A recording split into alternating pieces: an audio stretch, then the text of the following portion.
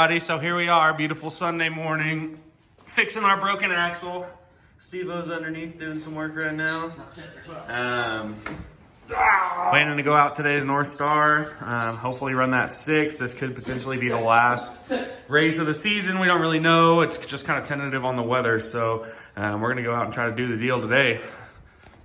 All right, so we got the old shaft off, and the way she failed is the CV half shaft that goes into the CV joint sheared off right at the joint. So there should be a little spline section there that splines into the center of the CV joint, and the whole shaft just sheared right off. Dude, that's a good 1-inch shaft. That's freaking iron or steel or something that we just took to Pound Town.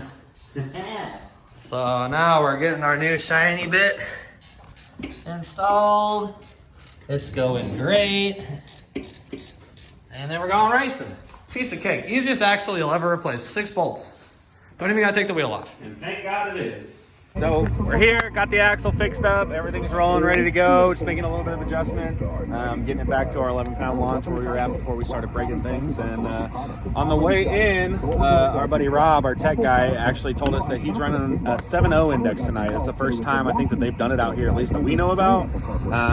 If we were just a little bit more prepared, if we'd been running 6s last week instead of breaking axles, then I think we would have been ready for it. But anyway, so that's the goal. I mean, really is just to get it into the high 6s so we can start dialing it back for a 7.0 index, and if we can get that running consistently, the next year we'll just compete 7.0 all year long, baby. Hopefully we'll have a lot more 7.0 indexes to compete in. He's talking about doing them a lot more from now on. So, and it's an 80-20 pot, $100 buy-in. Yeah, so and you get 10 cars out there. It's our home track too, so it's somewhere we're used to racing, somewhere we know is going to be prepped. We've always done really well. We've always done well. We're not going to have the same wheel hop issues that we were last week at Extreme. So if they start doing that consistently out here, we could probably start winning some 7.0 indexes. Hell yeah. So we got gas in the tank, we got air in the tires.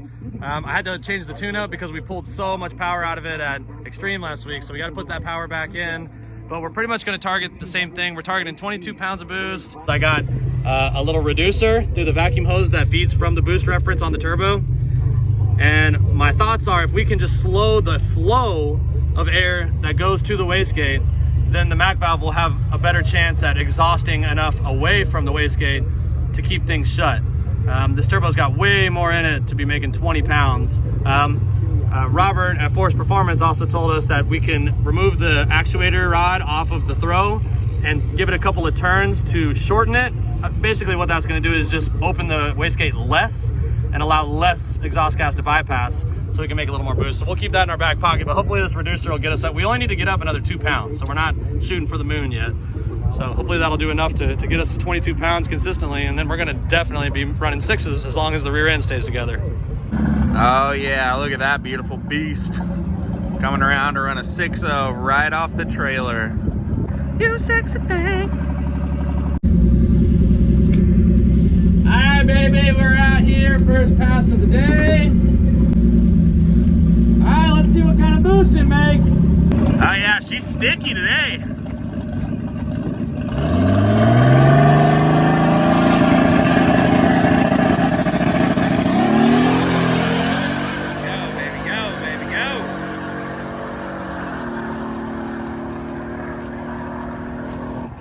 Oh, 7.3.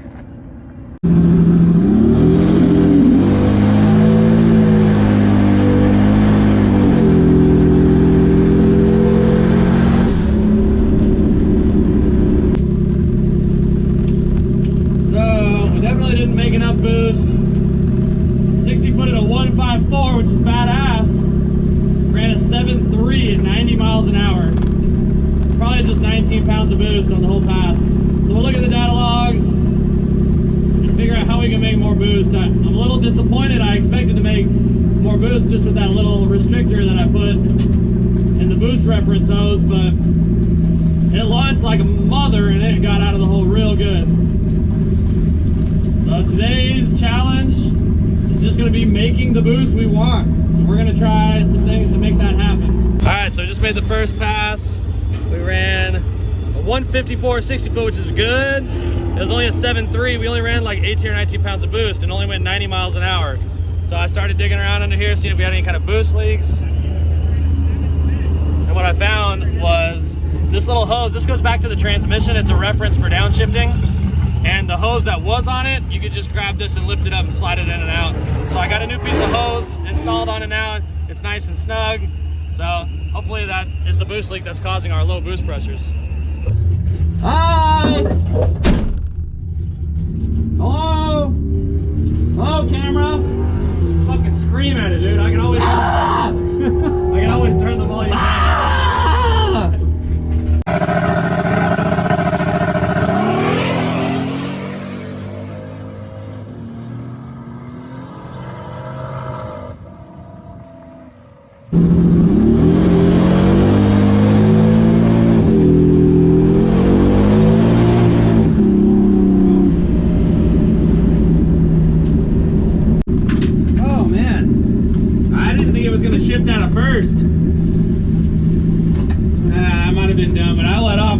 I shifted at 55 and it was all the way up at almost 7 and it wasn't even slowing down, so I let off and it shifted right when I lifted, but not a good run. Still 7.6. I lifted twice.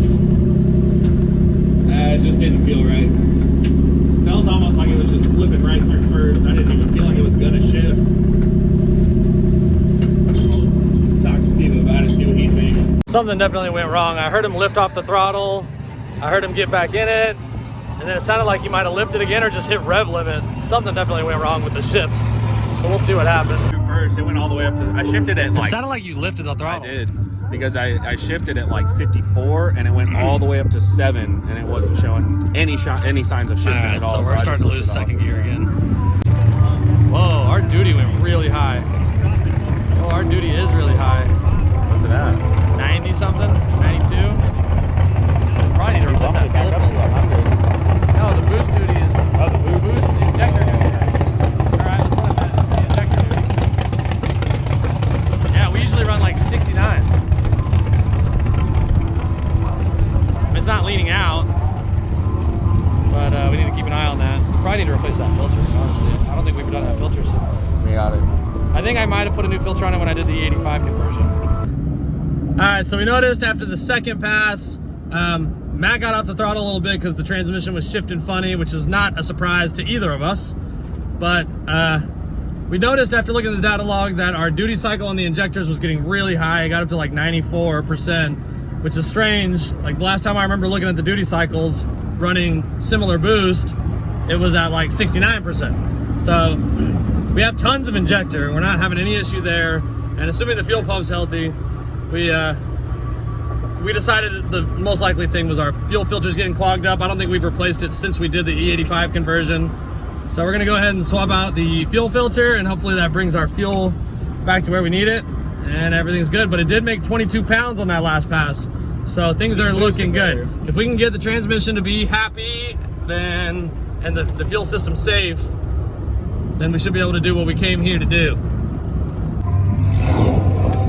Got the new fuel filter going on, and then we're gonna go give her another shot, see what the AFRs do, and also see what the transmission does. It's giving us some hell. All right, baby, third run of the day. Hopefully this training holds, because this could be a 6 right here.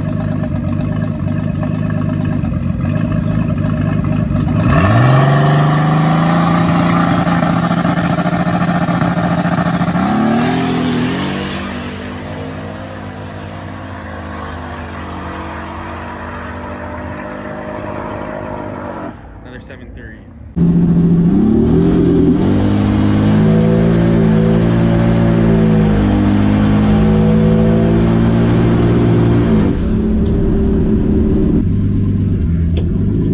Thank you.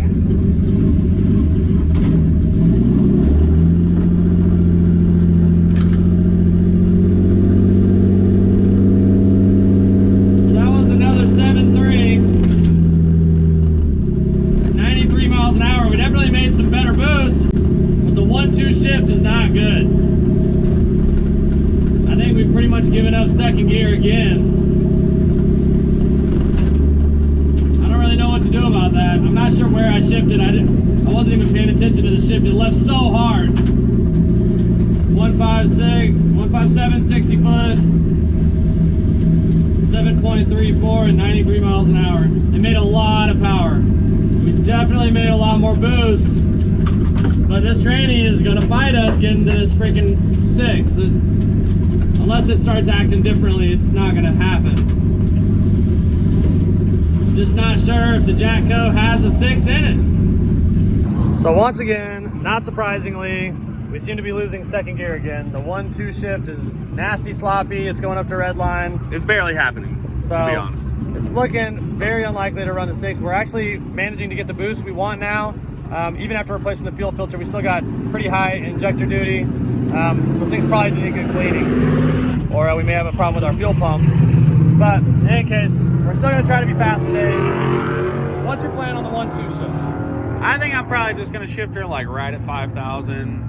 See what happens, Give it a chance to find yeah, second. give it a chance to get there, and Because really, we haven't even been hitting second. Yeah, I mean, it's just been just sliding straight through for a little while. And then as soon as you go 2-3, it clicks right into third like it Right. should. Like the 2-3 shift has always been good in all the transmissions, but the 1-2, this tranny just wear really, it out. It just struggles Yeah. to hold it. And we do something, and it's good for a little bit, and then it starts getting bad again. And as we all know, this tranny is highly impaired as it is, so. We'll try that early shift and see if it can find happens, second. yeah. If we can find second, we're making the boost we want. We're doing everything else we Yeah. need. We're 60-footing like We a can mother. get there, yeah. We're gonna be able to get there, but it's gonna be tough today for sure. We're gonna get some data. This is good information going into the winter and figuring out what we need to work on. Exactly, identifying problems. And then we'll come out faster than ever next year if that's the case. But what we're probably gonna do is go ahead and rebuild the transmission next weekend, and maybe the weather holds out and we get another week to race. But if not, at least that's out of the way and we can move on with the other projects that we got. Yep.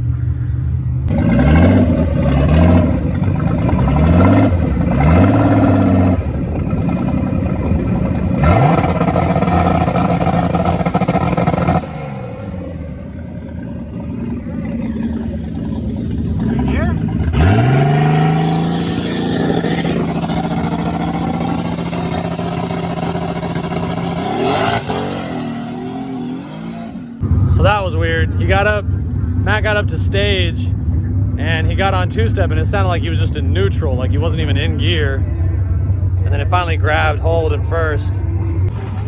So then it finally grabbed first and it launched and it went straight to red line. It sounded like he broke another axle, but I think the transmission's just totally given up the ghost.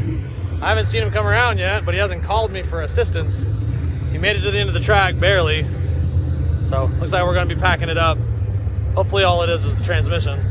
So from the starting line, I could tell something was wrong. When I stepped on the 2-step for the first time, it just ran straight Sounded like up. it was in neutral. Yeah, it wasn't engaging into first, and so I slammed the gear shift back into first, and it caught, and then it felt like it was moving okay, like it was grabbing okay, and then when I set off, it just ran straight up to red line again twice. I let off and I hit it again. And I'm surprised you stayed in it as long as you did. It sounded like you were just revving red line. I hit it once, and I hit it a second time, and then I shifted it a second to see if it would get second, and then second was kind of like, yeah. All right, so we broke it. Yeah, it's broke. Damn, that's kind of worrying because it might be worse than wore out clutches. I know. We're gonna have to pull it out Friday to find out. Let's see if I can get it in first and roll it right now. Well, yeah, I drove it back in drive, and I drove in drive. Okay.